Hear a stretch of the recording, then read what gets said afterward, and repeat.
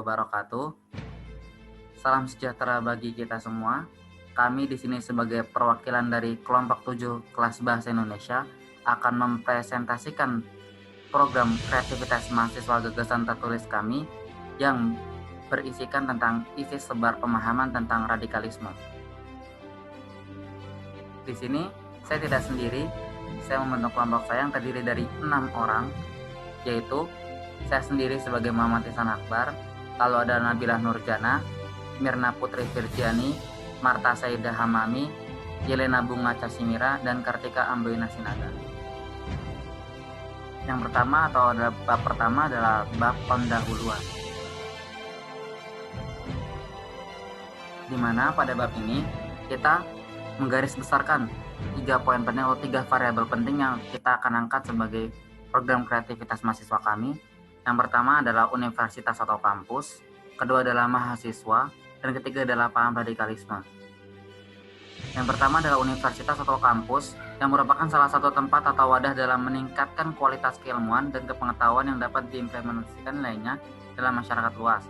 Universitas sendiri menjadi peranan penting dalam mencetak generasi muda yang lebih gemilang dan lebih maju dari masa ke masa. Mahasiswa yang menjadi subjektif pertama yang lebih sering melakukan pertimbangan dan kecenderungan lebih visioner ke depannya. Mahasiswa selalu menjadi tonggak inti dan utama dalam pembentukan generasi muda dan generasi bangsa. Mahasiswa dituntut menginternalisasi nilai ideologi bangsa agar bertata moral, beretika, dan bernilai Pancasila.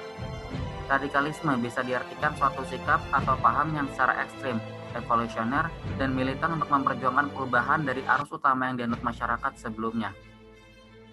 Program ini memfokuskan pada minimalisir tingkat radikalisme Pancasila atau sebagai ideologi bangsa, tingkat radikalisme di wilayah kampus. Pancasila dalam lingkungan kampus dengan menyediakan pembukaan nilai ideologi bangsa melalui pembentukan nilai sosialisasi pemahaman paham radikalisme dalam pola pikir mahasiswa khususnya mahasiswa Universitas Airlangga. Tujuan dari program kami yaitu untuk memahami salah satu indikator terkait yang menyatakan adanya kasus pengeboman bunuh diri di Surabaya dengan paham ideologi radikalisme.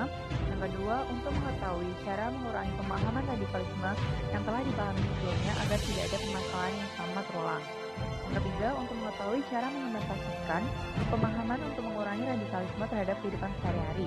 Dan yang terakhir, untuk menjadikan Indonesia sebagai negara yang aman, tentram, dan damai tanpa adanya radikalisme.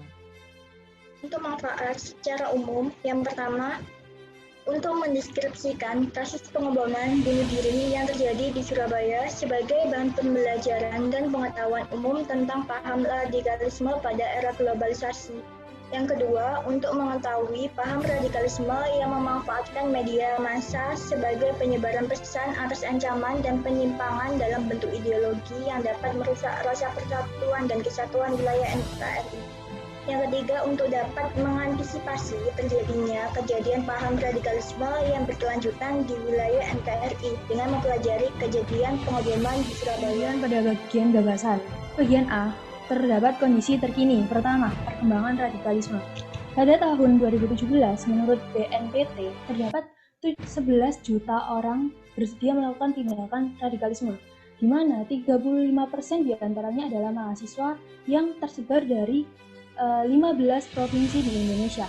Kemudian pada tahun 2018 dan 2019 ditemukan konten-konten radikal, di mana pada tahun 2018 terdapat 10.449 kasus konten-konten radikal dan meningkat pada tahun 2019 menjadi 11.800 konten-konten radikal.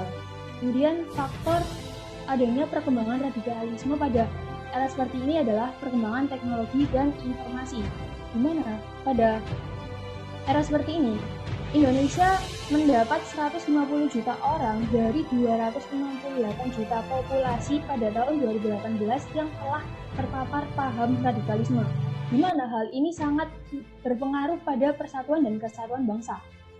Kemudian pada perkembangan radikalisme akan ada akibat yang ditimbulkan, salah satunya adalah peristiwa pengeboman. Untuk mengatasi permasalahan di atas, pemerintah telah memberikan solusi. Di antaranya, yang pertama ada Surat edaran untuk RT/RW. Surat edaran dibuat oleh Wali Kota Surabaya untuk masing-masing RT/RW di Surabaya. Surat ini berisi tentang himbauan wajib lapor ke pemerintah kota jika ada orang baru yang tinggal atau singgah di wilayahnya. Yang kedua, ada sosialisasi.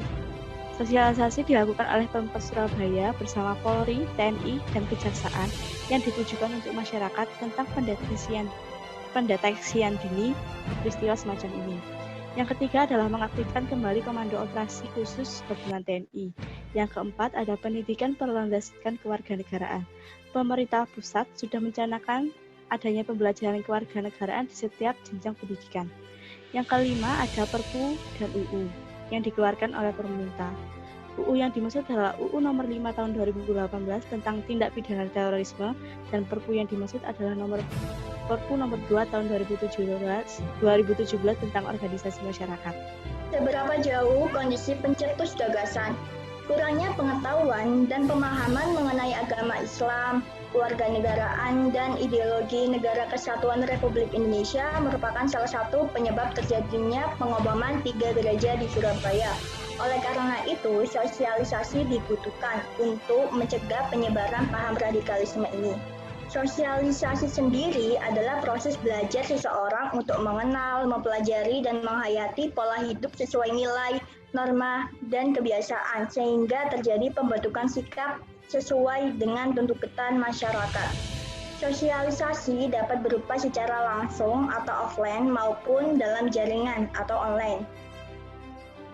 Sosialisasi secara offline dapat berupa seminar, penambahan materi di tempat publik seperti masjid, balai desa, dan sebagainya. Sedangkan sosialisasi online dapat berupa poster di Instagram, video edukatif di YouTube atau TikTok, dan lainnya. Sosialisasi di media sosial lebih baik jika bekerja sama dengan selebgram daerah. Dengan begitu diharapkan masyarakat milenial mudah untuk menyerap atau memahami pesannya.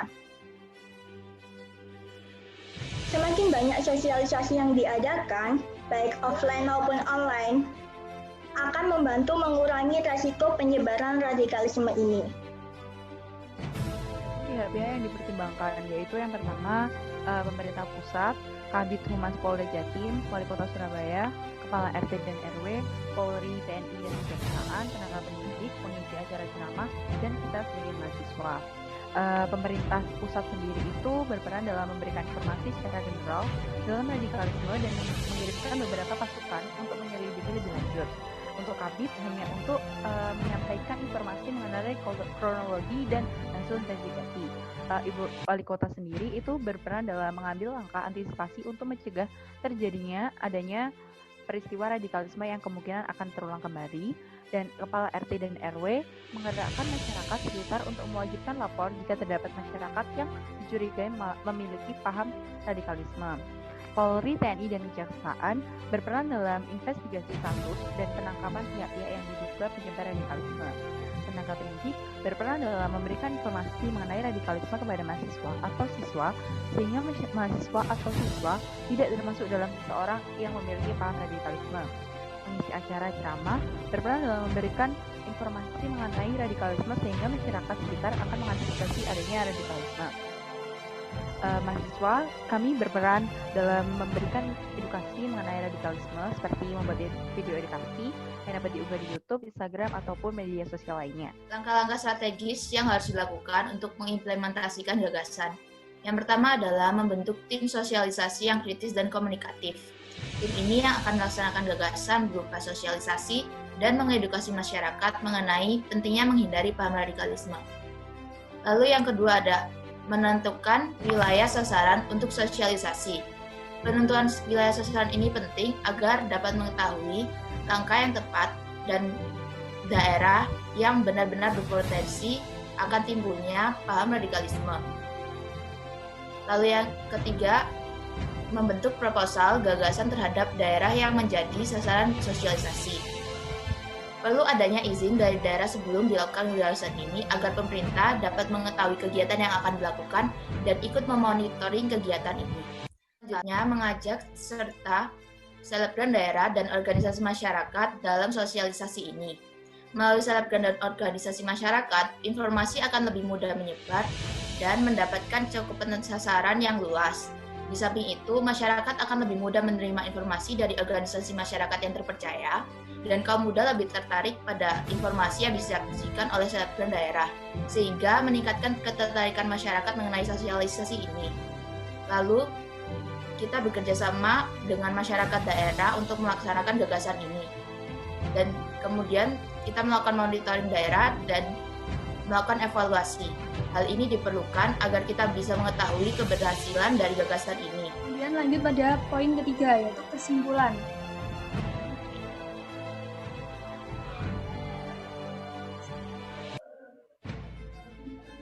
Pertama, pengungkapan gagasan yang diajukan. Gagasan yang kita ajukan ada 3 poin. Yang pertama adalah penghentian penyebaran radikalisme berupa tatap muka maupun daring, di mana sosialisasi tatap muka berupa tahap langsung yang menggunakan media tanpa media atau perantara komunikasi. Kemudian sosialisasi daring dengan cara menyebarkan poster-poster berupa pentingnya mengetahui paham radikalisme di kalangan anak muda melalui Instagram dan YouTube, baik itu video edukatif maupun poster. Kemudian di TikTok dan media sosial lainnya. Poin yang kedua, penanaman deteksi dini mengenai radikalisme. Pada poin seperti ini, harus adanya peran pemerintah dan masyarakat untuk bekerja sama, menggencarkan sosialisasi mengenai bahayanya paham radikalisme terhadap masyarakat. Semakin banyak sosialisasi yang diberikan, maka akan membantu mengurangi resiko penyebaran radikalisme ini. Kemudian poin yang ketiga, peran aktif mahasiswa sebagai agen kontrol sosial. Mahasiswa harus aktif dan tanggap dalam kondisi masyarakat yang berubah-ubah.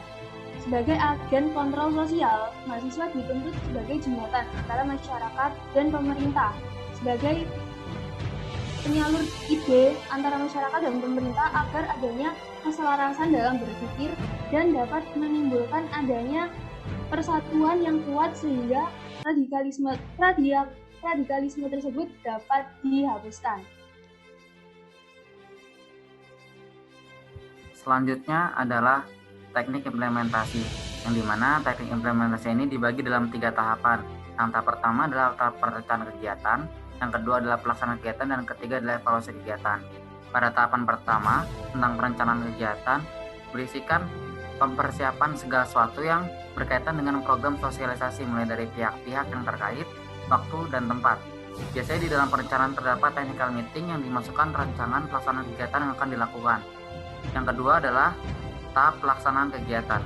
Pada tahap pelaksanaan ini akan berupa sosialisasi mulai dari sosialisasi secara offline maupun online. Materi yang diberikan berkaitan dengan pemahaman tentang ideologisme negara Indonesia. Lalu yang ketiga adalah tahap evaluasi kegiatan. Pada tahap evaluasi kegiatan ini merupakan penilaian yang dilakukan selama kegiatan mulai dari perencanaan sampai pelaksanaan.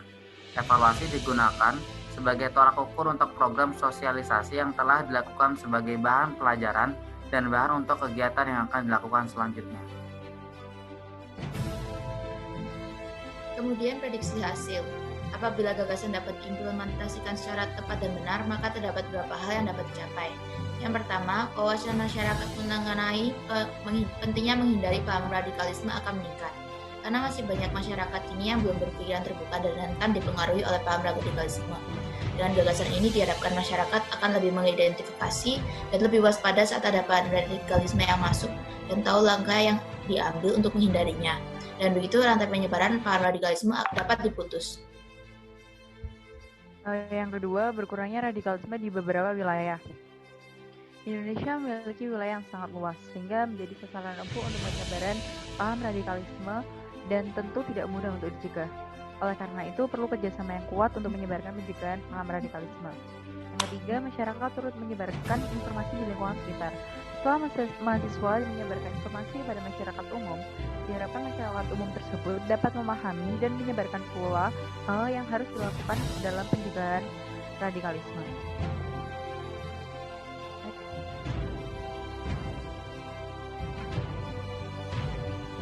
Dengan demikian, dari suatu kelompok kecil yang dimulai dari kita masing-masing dapat menyelamatkan Indonesia dari paham radikalisme dengan kata kunci, memahami dan menyebarluaskan bahaya radikalisme yang dapat memecah belah persatuan dan kesatuan negara Republik Indonesia.